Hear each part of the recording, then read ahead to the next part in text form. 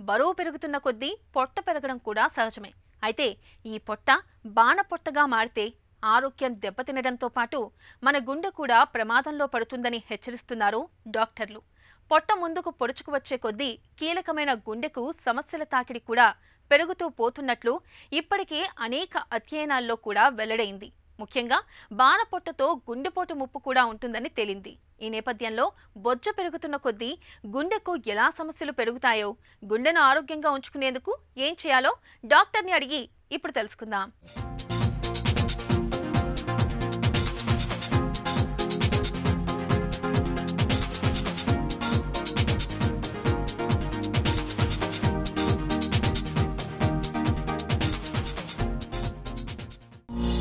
బొజ్జ పెరిగే కొద్దీ గుండె ఆరోగ్యం దెబ్బతింటుందనే వాదన నిజమేనా? ఈ లావ్ ఎక్కినప్పుడు ఏంటంటే మనకు గుండె రిస్క్ అనేది డెఫినెట్గా ఎక్కువ అవుతుంది. ఎందుకంటే ఎప్పుడైతే శరీరం యొక్క బరువు పెరుగుతుందో ఒబేసిటీ ఉపాయకాయము అంటాము, వచ్చినప్పుడు ఏంటంటే బ్లడ్ ప్రెషర్ ఎక్కువ అయ్యే అవకాశం ఉంది. అదేవిధంగా డయాబెటీస్ వచ్చే ఛాన్సెస్ ఎక్కువ ఉంటుంది. అంటే 3 ప్రధాన risk factors: diabetes, blood pressure, cholesterol. ఇవన్నీ కలిసి పనిచేయడం వల్ల గుండె రక్తనాళ గోడల లోపల ఫ్యాట్ డిపాజిట్, కొలెస్ట్రాల్ డిపాజిట్ అయ్యి అథెరోస్క్లెరోటిక్ ప్లాక్స్ అనేవి ఫామ్ అవుతుంది. ఈ ఫామ్ అయినప్పుడు ఏంటంటే గుండె రక్తనాళ లోపల లైపిడ్ డిపాజిట్ అయిపోయి ఓవర్ పీరియడ్ అవి గట్టిపడి ఇంకా కాల్షియం డిపాజిట్ మందమై గుండె రక్తనాళాల్లో అడ్డంకులు ఏర్పడి గుండె కండరానికి రక్తం తగ్గిపోవడం జరుగుతుంది.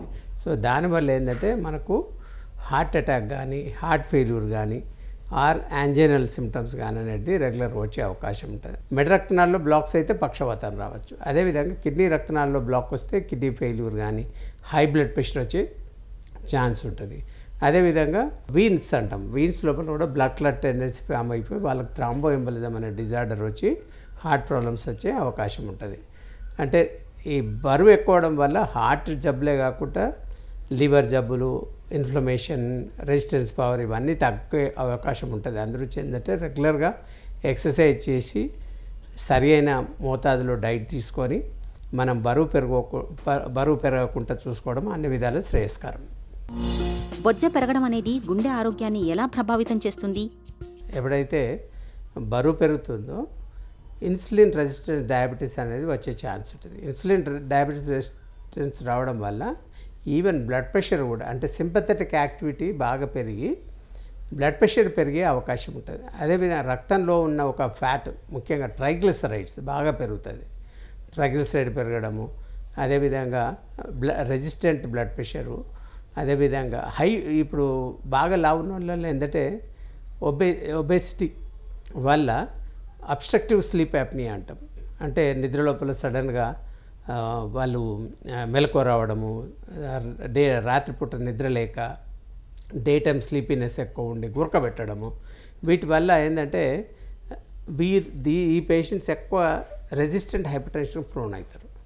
సో అందరూ ఏంటంటే ఈ వెయిట్ గెయిన్ కావడం వల్ల మామూలుగా ట్రైగ్లిసరైడ్స్ పెరుగుతాయి, ఒక రకమైన ఫ్యాట్, హై బ్లడ్ ప్రెషర్ వచ్చే ఛాన్స్ ఉంది. అదేవిధంగా డయాబెటీస్ లోపల ముఖ్యంగా స్మాల్ డెన్స్ ఎల్డిఎల్ కొలెస్ట్రాల్ అంటాం.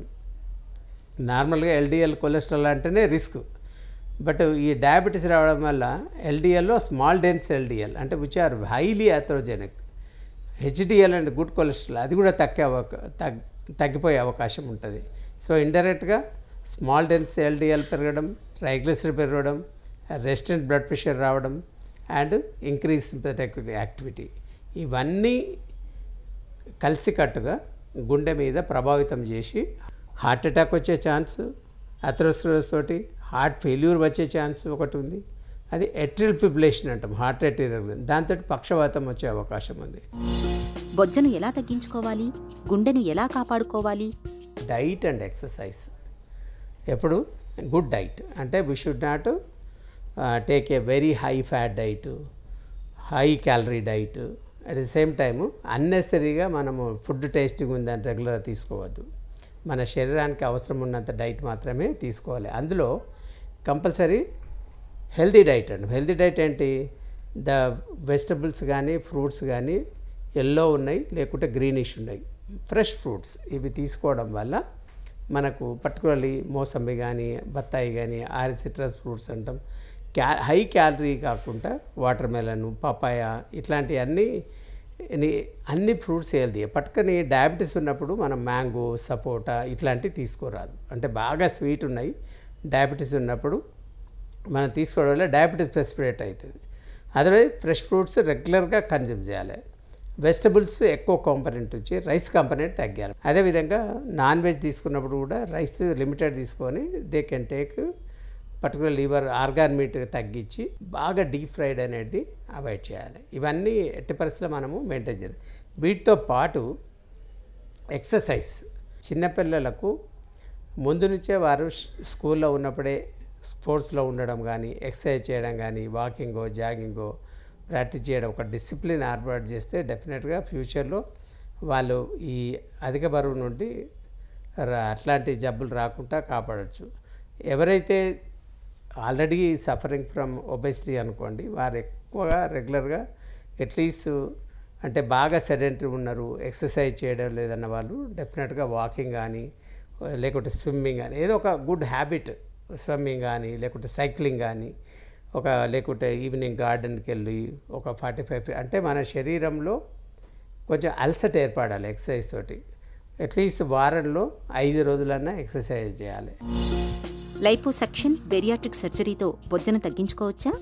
కొద్దిమంది చాలా ఓవర్ వెయిట్ ఉంటారు. ఈ లైపోసక్షన్ కంటే ఎక్కువ బెరియాట్రిక్ సర్జరీ తోటి డెఫినెట్గా అంటే వాళ్ళు వెయిట్ డ్రాస్టిక్గా దగ్గర కార్డియోవాస్కులర్ రిస్క్ కూడా చాలా తగ్గిపోతుంది. సో అందరూ ఏంటంటే బాగా మార్బిడ్ ఒబేసిటీ ఉన్న వాళ్ళు ఎట్టి పరిస్థితుల్లో వాళ్ళు ఈ బెరియాట్రిక్ సర్జరీ అనేది చేయించుకోవాలి. చేయించుకుంటే ఏంటంటే డెఫినెట్గా వెయిట్ తగ్గడం వల్ల మనకు హార్ట్కి రిలేటెడ్ రిస్క్ సిగ్నిఫికెంట్గా తగ్గిపోతుంది.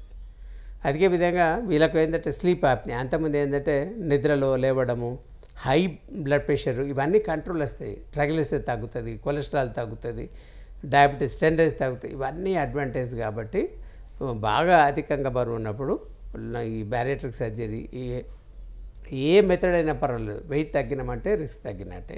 బొజ్జ పెరుగుతున్న కొద్దీ ఆరోగ్యం దెబ్బతినడంతో పాటు గుండెకు సమస్యల ముప్పు కూడా పెరుగుతుందనడంలో సందేహం అక్కర్లేదు. ఇక ఈ నేపథ్యంలో బరువును అదుపులో ఉంచుకునేందుకు ఆహార వ్యాయామాల సాయం తీసుకోవాలి. అవసరమైతే డాక్టర్ పర్యవేక్షణలో చికిత్స తీసుకోవడం అన్ని విధాలా మేలు.